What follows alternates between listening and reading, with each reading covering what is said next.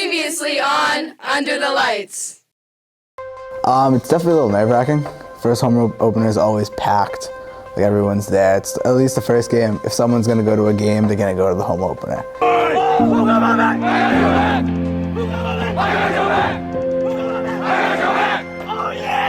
Absolute must win. If we have any plans of making the playoffs, we need to take care of business Friday. I can't lose another game. We need to win this game, like the must win. We really need to win this game. Like our schedule down the line is only going to get harder. Roke's going to start. We got the clearance yesterday. Yesterday morning, I found out a couple days back I had a conversation with the principal. Second and 2. Sprints out to the right, finds good running room across the 30 to the 40.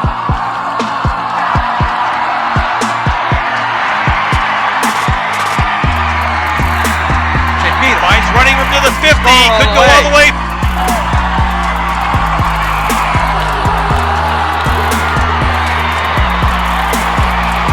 40-30, Jake Roke at the 20-10, and his first varsity touchdown for Wilmington High School, Jacob Roke. After that first touchdown, it's like, we're like, yeah, there's going to be a party. I mean, I love it. I love the atmosphere. I love the people. And it pushes me to, keep my grades up, keep working. I've been in foster care for 3.5 years now, about that. It's been hard, moving house to house. I haven't always had a constant assurance of where I will be every day. Wilmington is home. It is my home. If someone were to say, where are you from? I'm from Wilmington. Jake lets it go. It's going to be good complete. Catch. 38-yard line. I think. Good job.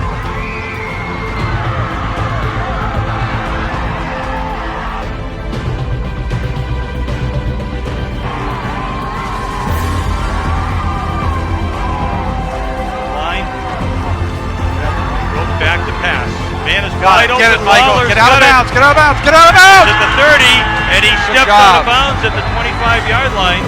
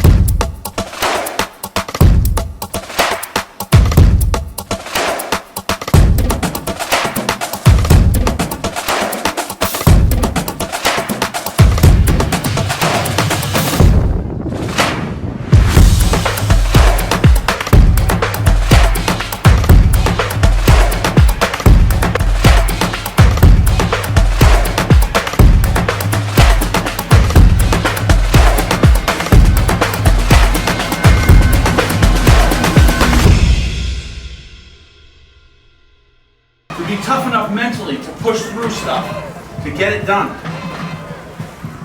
11 guys together. Everything that's happened in the past is the past. Okay? Go. Gotta go. Yeah, go, boys!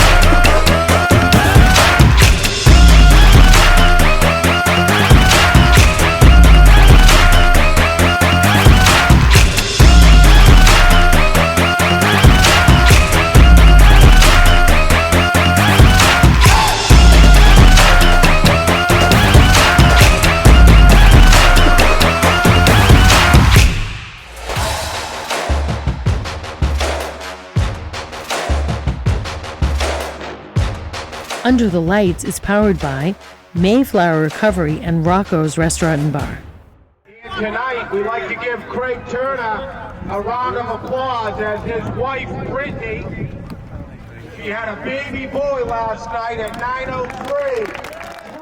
To kind of make a long story short, my wife went through hell for the better part of 2 days, and we got called in Wednesday morning to go in for her to be induced, and then after that, Thursday night around 9 o'clock, he ended up being born at 9:03. So finally, about 10 o'clock, they brought him in to me, and I had him by myself for like a half hour, and then they finally brought my wife in, and she was like still out of it, like couldn't really open her eyes or talk, and like this is the first time she was meeting her son, and the whole thing was just an absolute, it was a nightmare. It was a long, tough process, and happy that she's okay, he's okay, and that we have our family all intact. So I love Billerica. That's where I grew up. That's where all my friends are. I still spend a good majority of my time in Billerica. When I got the Wilmington job, part of what I wanted to do was I wanted to kind of build us up and get us to a point where we're a program like Billerica that's competitive and tough and hard-nosed, and every year they're going to be good. So when we got the opportunity to play them a couple years ago, what better way to try to be a program than to have that measuring stick there for you. We knew it was going to be a tough game, but honestly, I thought our kids played really hard. Look at what Billerica's done and what we've done, like that has like a 50-0 game written all over it. And I thought our kids really kind of rose to the occasion. Honestly, we've had some of our best practices of the year the last week or two. They really are improving. And I said this to one of my coaches recently. We're basically like, we always talk about sophomores, like playing varsity, is like sophomores are generally very inconsistent, and it takes them till like week 5, 6, or 7 to kind of figure it out and get consistent. We're basically like a team of sophomores. Even our seniors and juniors that are playing are kids that haven't played before. Okay, so they're displaying like those sophomore tendencies where everything's very inconsistent and it's very up and down, and they really haven't got it figured out yet. And we are seeing like a steady climb. Like if we played like we did Friday against Billerica, against Greater Lowell or Arlington Catholic, we're sitting here at 2-1. But we were so inexperienced and so young that's our situation. But I do think we're playing better. I do think there's games out there that we can be competitive in and win. But we have to keep improving. Let it shape you as an individual, because if football is a game where if you really give yourself to the game, it's going to teach you those life lessons in terms of how to be mentally tough, how to stay disciplined and stay accountable. My brother started as an assistant for me at Mystic, actually not with me, with one of my other coaches, Rolly Hinckley. He was the head coach at Mystic before I took over. I was the defensive coordinator, and Rolly brought my brother on to coach the D-line for us.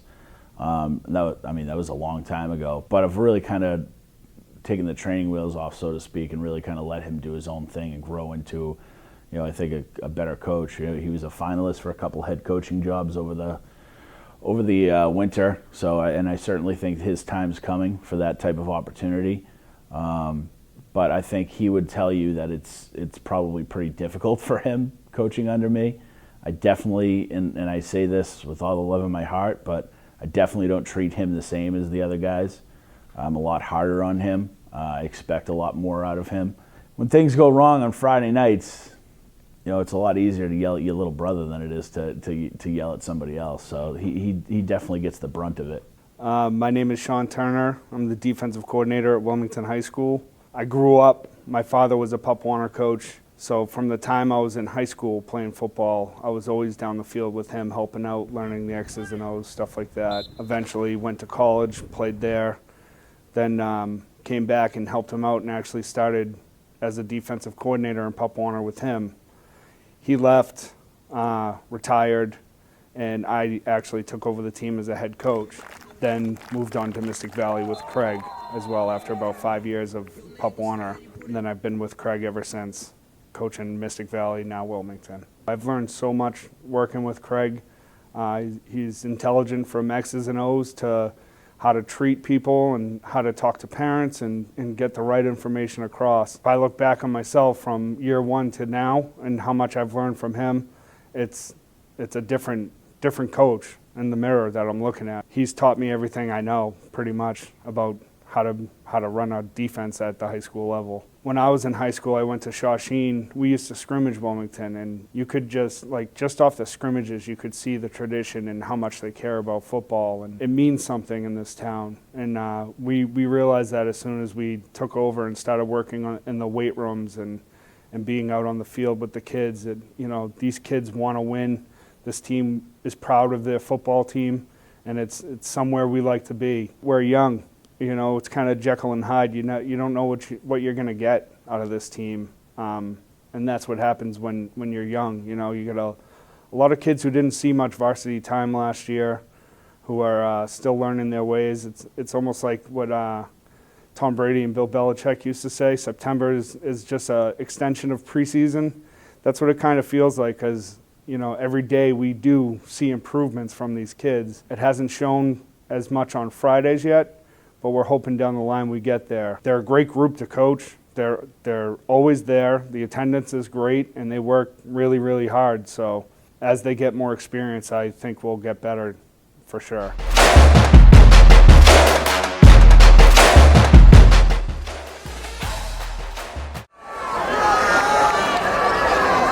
Yeah, Brett's just a really solid kid.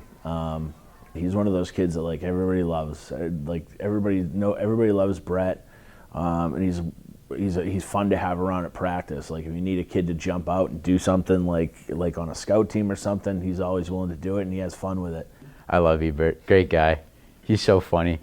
The huddles are always so fun with him. He's just a high energy, always working hard, gets his things done. It's great.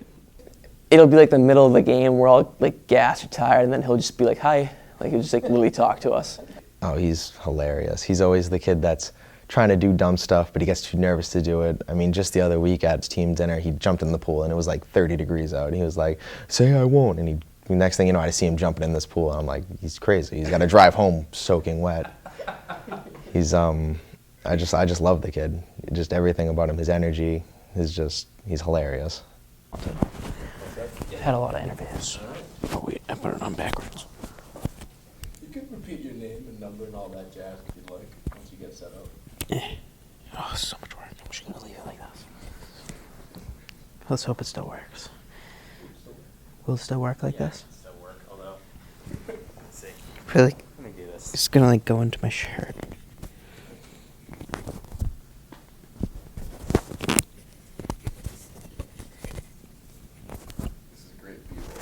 Yeah. Yeah. That's good enough. Yeah, whatever. You seem comfortable? Very. I'm Brett Ebert, number 27. I mean, it's been a pretty good 4 years. My freshman year, I wasn't going to play. I thought about playing golf because my dad was going to be like, oh, it's free golf, why not? And I was like, yeah, that'd be fun. But then I got convinced by one of the seniors and Roke to play football, and here I am. Brett's basically like my brother. I'm always around him and his family. He's always around me and my family. And it started during baseball when we were young, kind of grew. And then freshman year, I convinced them to play football, and we're literally we're together every single day, almost every hour of the day. And we kind of just butt heads with each other. I'll say one thing, and he'll kind of join on it. And we're literally two of the same people. Did he play a role in your decision to come back this year? Oh, definitely. He was one of the kids I was like, come on, it's your senior year, just play, come on, do it. You were the one who got me into football, just do it one more year. And I was like, yeah. I love Brett. We've gone closer the past 2 seasons. I'm not even going to lie, he'd probably say the same thing. When we were freshmen and we didn't really know each other, we didn't really like each other. We didn't really see eye to eye. But yeah, he's become one of my closest friends in football and just outside of football. I'm really good friends with Brett. Well, me and Watson are really close now, but freshman year he hated me. He hated me. He said that? Yeah. Yeah. We never really went back and forth. It was more like a hidden hatred. But we weren't close until like last year. We got really close because like we started going out more as a football team, and like we used to always go out to. We have a group chat for going to Chipotle. We used to just go to Chipotle all the time, like the day before a team dinner, on like Wednesdays or something. Go to Chipotle. A couple of us would go, and now we're really close. I like to think I'm the fun guy. Everyone else gets real serious. Like it'll be like third quarter, we're down by a good amount, and I'll just be having a good time, just doing whatever I can to make everyone else laugh. And that's why kind of practice hasn't been like a death march, you know, because kids like that, like they're out there, they're still having fun. Brett's a kind of kid that keeps that in perspective. Like he's going to go out there and have fun whether we're 3-0 or 0-3. So he's awesome. Like one of those kids that you just like to have around. Sophomore year, I wasn't going to play. I mean, freshman year kind of stunk. And then sophomore year, when it came down to it, one of the seniors was like, hey, just play for my senior year. I was like, all right, I guess I'll suffer through one more year. And then coach gave me some opportunities, and now I'm loving it. He means a lot. He started his freshman year. Didn't know if he liked it that much, but we kept pushing him to play, and now he's starting on offense, big role at slot receiver, and that was one of the biggest positions we need. And I think he's playing really well, especially because at first he didn't like football, but now I think he really likes it. I want to go to college. I'm not really too sure what school yet, but I want to be a biomedical engineer. My mom, she was a nurse for like 20 years. Now she works with the pacemakers. I always wanted to be like an accountant, just like my dad, but then I was like, I kind of want to do something in the medical field. So then my mom was talking to the people who make the pacemakers, and those are the biomedical engineers. So she was telling me how much fun they're always having, and then I realized how much fun that would be if I did it. You know, we had him last year as a running back, and he hurt his knee in one of the JV games. But he's a good athlete, and he's a dependable kid.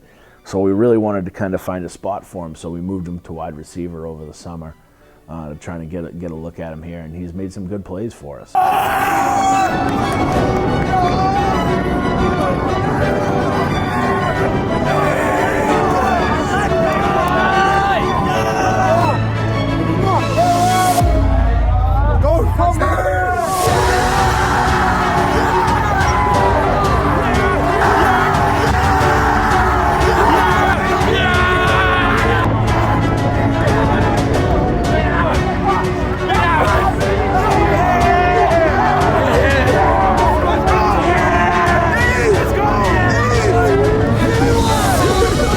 It was actually really cool because it was his first varsity touchdown, and we've been planning it since I signed up. Like, hey, like once we get a touchdown, like this is what we're gonna do, and it was cool to see it all like unfold.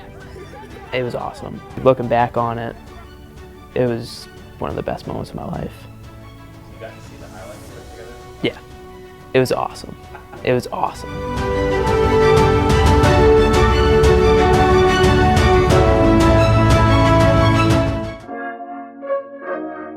Wildcats. Wilmington, Watertown, and the MIAA are committed to maintaining the true spirit of athletics through sportsmanship at all times.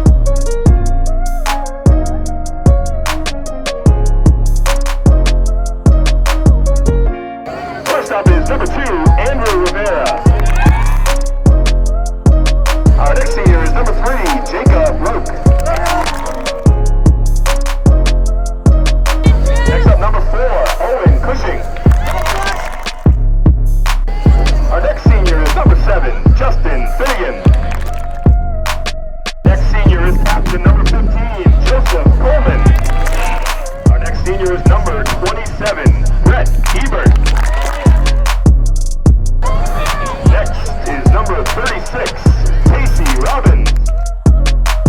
Next is captain number 41, Peter LeBlanc. Next is number 44, Charlie Chiricello. Next, number 63, Michael Ings. Next is number 73, Eduardo Salamao.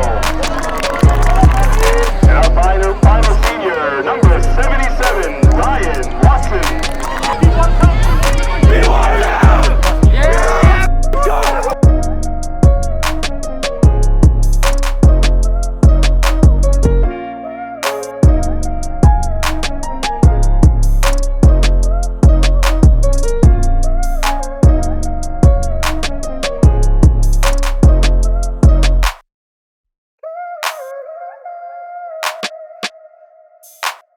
Your way is getting us our ass kicked. You gotta do what you're taught. If you don't, we're all fractured. Because you're doing your thing, you're doing your thing, he's doing his thing. We have to all be on the same page. That's the only way this stuff works. Let's go, play hard, let's go! Let's go!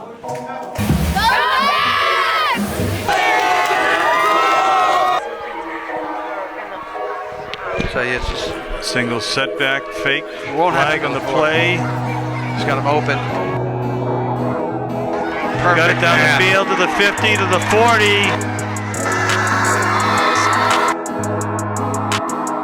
He shouldn't get caught to the 20.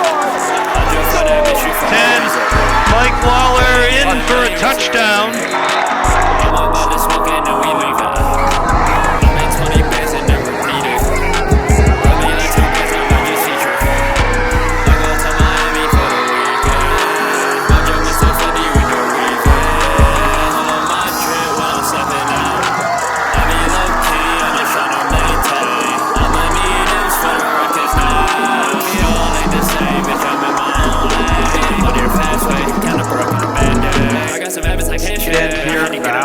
And just let the ropes dump it to them.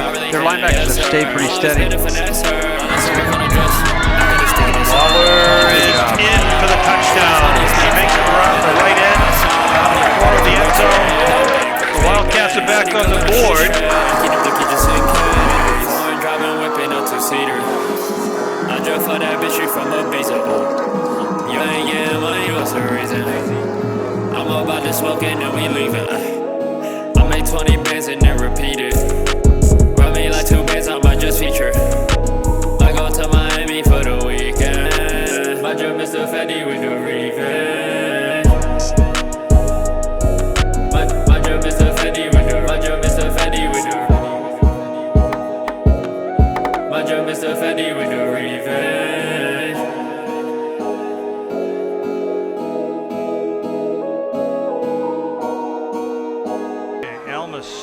Inside handoff to round right tackle. Oh, he's got it open. He's got to put it in the end zone.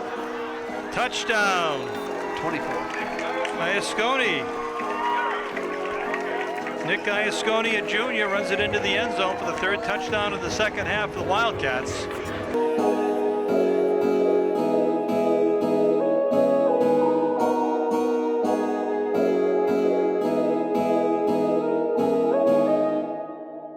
Go. Family on 3. 1, 2, 3. Family!